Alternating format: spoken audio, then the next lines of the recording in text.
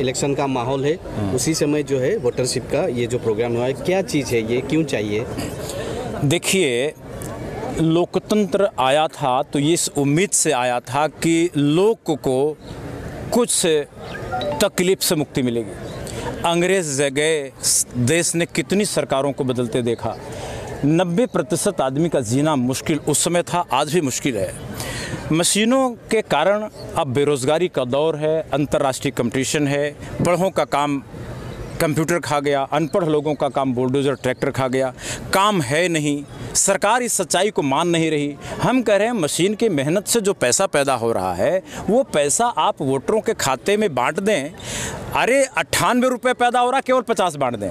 हम आधी इनकम को बांटने पर 6000 रुपये एक वोटर को मिल सकता है। हमने पूरे देश में ये सवाल उठाया कि अब रोज़गार की परिभाषा बदले, मशीनों को काम करने दो, इंसान को उसके परिश्रम से पैदा धन बंटने दो, लोगों के व्यक्तित्व को विकसित होने दो।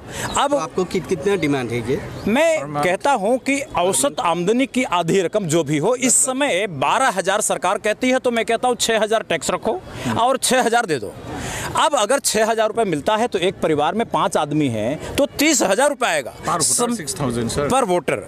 अब 30,000 एक फैमिली को आएगा, समझो एक आदमी को चौथे दर्जे की सरकारी नौकरी मिल गई। अच्छा, ये एक परिवार को वोट से जो है MP MLA को तनख्वाह मिलती है, तो आपके हिसाब से उसी तरह वोटर्स को भी मिलना चाहिए? मैं तो समझता हूँ कि MP MLA को बंद कर दो।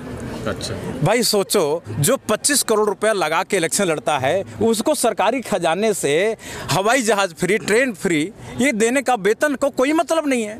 जिसकी रोज की आमदनी 300 करोड़ रुपया है उसको आप पेंशन वेतन दे रहे हो, इसका कोई अर्थ नहीं है। अब वो जमाना गया। मेरे हिसाब से MP MLAs की पेंशन वेतन ये सब बंद कर दिया जाए और वोटरों को चालू कर दिया जाए जिसकी वाकई ज़रूरत है। और बात है सर कि हमको जो है वर्क कल्चर जो है इस तरह से तो कैसे आएगी? अगर लोग बैठे बैठे पैसे मिल जाएंगे तो काम क्यों करेंगे, खेती बाड़ी क्यों करेंगे? मैं समझता हूँ कि वर्क दो तरह का है, एक दूसरे के आदेश पर किया गया कार्य और एक अपनी आत्मा की आवाज़ पर किया गया कार्य। हम समझते हैं कि दुनिया के जितने विकसित देश हैं वहाँ गुलामी में काम नहीं होता। वहाँ अब ये हो गया है, सबके पास सोशल सिक्योरिटी है, पैसा है, आप काम करना चाहते हैं अपने व्यक्तित्व की खिलावट के लिए।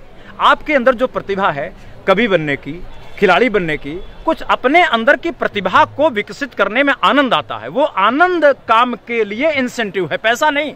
इसलिए हमने अभी तक रोजगार की गलत परिभाषा बनाई थी, हम बलात्कार को रोजगार कहते रहे गलती से।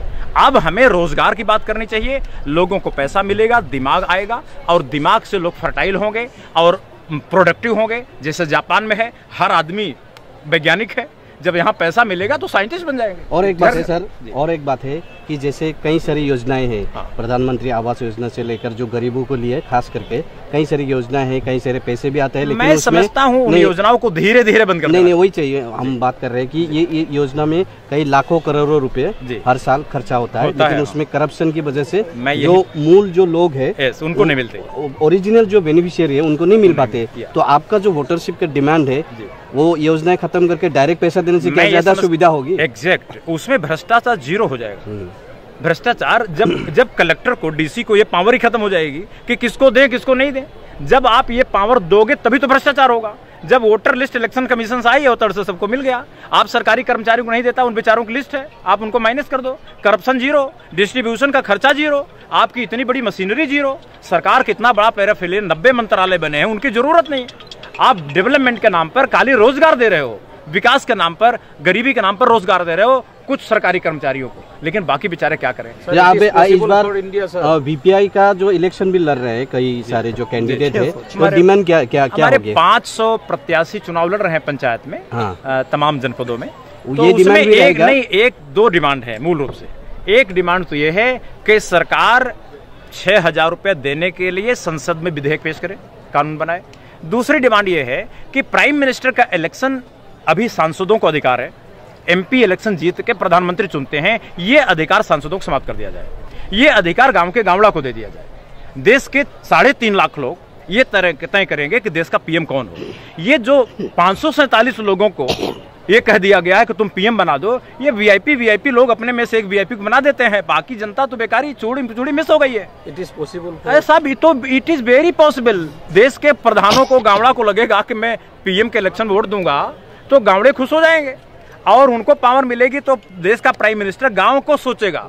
आज वो यूरोप के दिल्ली, बंबई, बंगलोर का विकास कर रहा, फिर गांव का विकास होगा और लोगों का शहरों में भीड़ खत्म हो जाएगी, पैसा आएगा, रिलैक्स हो जाएगा, शहर भी बढ़िया हो जाएंगे, गांव भी बढ़िया हो जाएंगे। तो कितने लड़वा रहे हैं, कितने प्रत्याशी? ये हमारी जो स्टेट कमेटी ने मुझे जानकारी दी है कि 510 या 515 लोग इसमें इलेक्शन लड़ रहे हैं। ठीक है, थैंक यू। Thank you.